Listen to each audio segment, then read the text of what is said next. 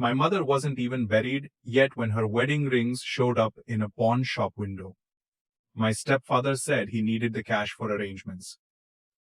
The funeral was already prepaid. I drove past a pawn shop near my mother's house.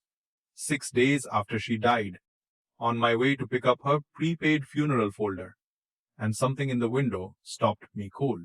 The ring. Her ring, the one my father had given her before he passed, the one she wore even through her second marriage, because it had been mine and my sister's inheritance, promised to us verbally 100 times over the years. He went inside. The pawnbroker, an older man who clearly didn't know the backstory, pulled out the paperwork without hesitation when I explained I might know the seller. The name on the pawn ticket was Glenn's. Date 2 days after my mother's death.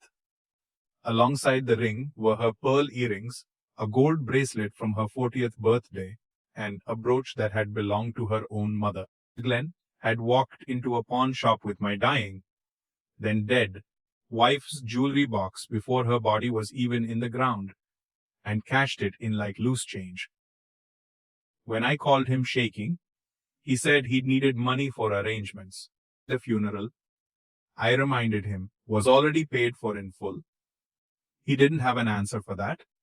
He just hung up.